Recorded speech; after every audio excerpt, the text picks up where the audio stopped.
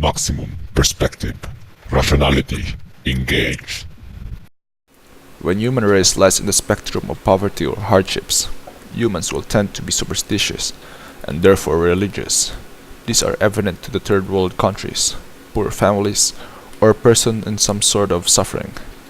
They say it gives them comfort or hope, but does it give them the excuse to delude themselves from reality? Let's look at a country.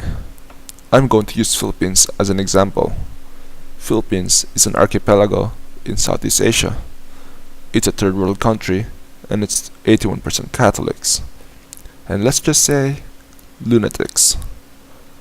Now, I'm not making a connection between poverty and religion, but more like, should it be better for religion to stay in their poor situation or face the reality and fix the problem? Right now, the Catholic Church is gripping the power of the government, blinding the people from the real issue. Looking at the map, Philippines is a very small country, but it is currently undergoing overpopulation, and the Catholic Church is not making it any better. Progressive countries such as US, Canada, or France are secular countries, meaning religion must not intervene with the government's decision-making process.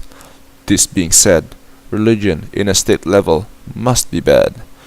To explore this deeper, let's look at religion in a personal level. I'm going to pick a random name here. John. So, here's John, in his deathbed, dying of cancer. You can see the disease he is having right now is making his connection to God even deeper. He refused any medical attention, for he thinks it is lack of faith to ask other people for help. He keeps asking God to heal him, while at the same time asking for forgiveness to the wrongdoings he did in the past. On the other room, we have the guy named Tom. And Tom is, let's just say, evil in John's perspective.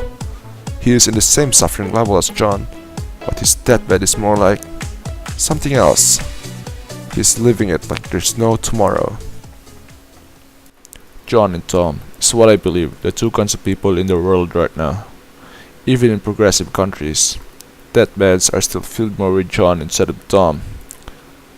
I believe that Tom is facing the reality of life, that there is no afterlife, and this is the only lifetime you have, and we must live it every day like there is no tomorrow.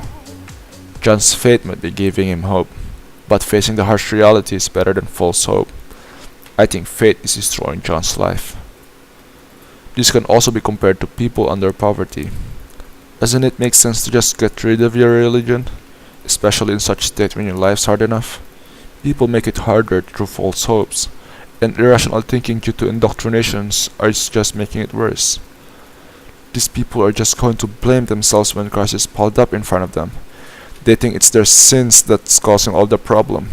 Worse yet, they're going to blame minority groups, people with different sexual orientation, and even things like recreational activities. Such acts are evident even in progressive countries like US. Saying all of that, I think I made my point. Hopefully, none of us will end up in deathbeds tomorrow. But deathbeds or not, please don't waste your time with mythical nonsense. Live your life with maximum happiness all the time. This is Joey Andres of Perspective Rational signing off.